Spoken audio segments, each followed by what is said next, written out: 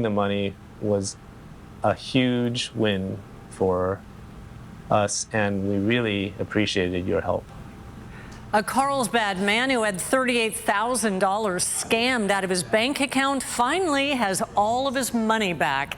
Good evening and welcome to this post-NFL draft edition of ABC 10 News. I'm Kimberly Hunt. Last November, Team 10 reported on the scam that drained Justin Chan's bank account. At the time, Bank of America had closed its investigation. But after Team 10 got involved, the bank reopened the case. Investigative reporter Austin Grabish has stayed in contact with Chan and his bank for months. And tonight, he follows through with the headache that Chan went through to get his money back. A phone number can really be devastating if it falls into the wrong hands. It's a lesson Justin Chan learned the hard way.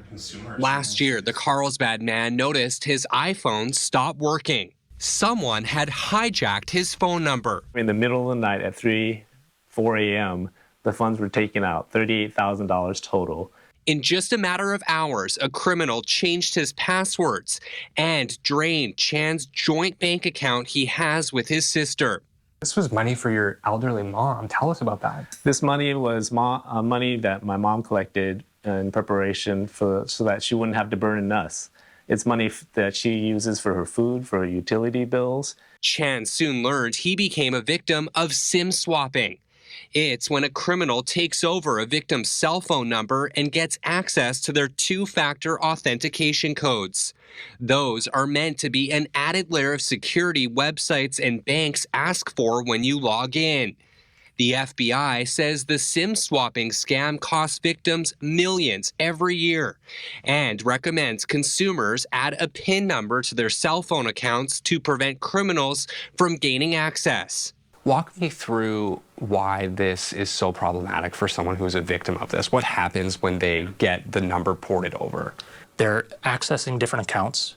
They're using the two-factor authentication text messages as a bypass. So they're getting into your email accounts, they're getting into financial accounts, they're getting into any other online identity they need access to, and then they can wreak all sorts of havoc on your online identity.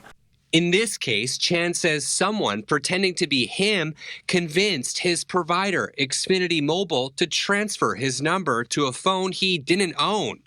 From there, the fraudster was able to get his authentication codes and log into his Bank of America account, all while he was sleeping.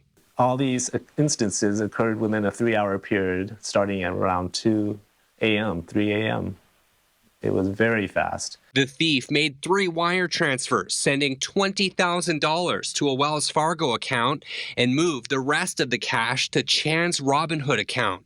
They transferred $18,000 from my Bank of America to my Robinhood.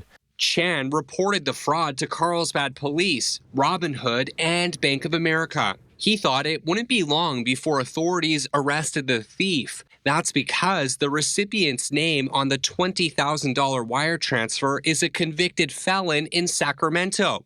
Court records reviewed by Team 10 reveal the man has previously been sentenced for crimes unrelated to Chan's case, including for using fraudulent checks, theft by false pretenses, and having a stolen car.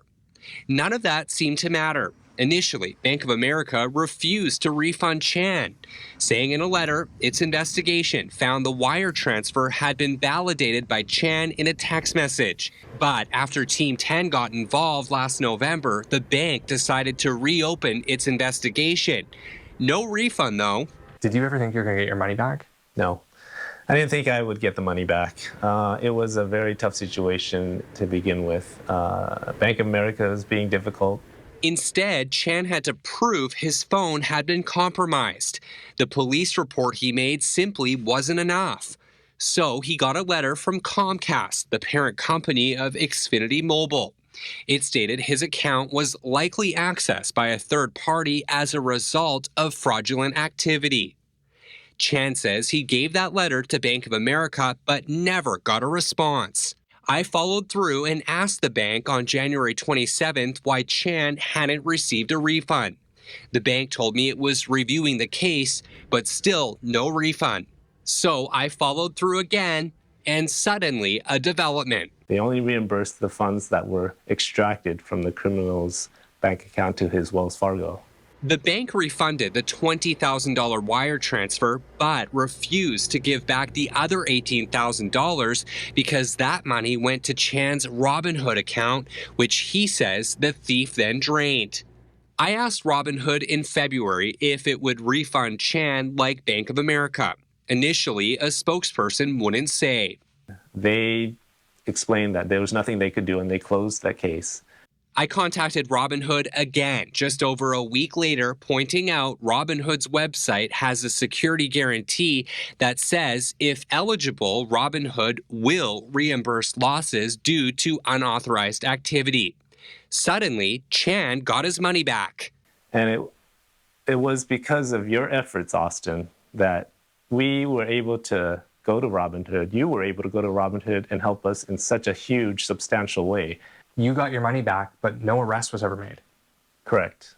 We did get our money back, and this story ends on a good note in that sense. The fraudster, as far as we know, based on what I was told from the police, did not get arrested. And how do you feel about that? Worried. I feel worried for your audience in which this could happen to. It could happen to anybody, and it makes me think that there's somebody out there still possibly doing the same thing to another victim. Chan has since changed cell phone providers and added a PIN number to his account. The hope is no one will be able to port his number over without that code. Chan says he's decided to leave Bank of America too and take his money to a credit union. Big banks are big banks for a reason, but they don't always protect you. They don't always treat you like the customer that you should be treated as. He says he hopes by sharing his nightmare, he may be able to help another consumer avoid becoming SIM swapped. Austin Grabish, Team 10. Bank of America and Carlsbad police did not return Team 10's requests for comment. If you have a story for Team 10, email Austin at austin.grabish@10news.com.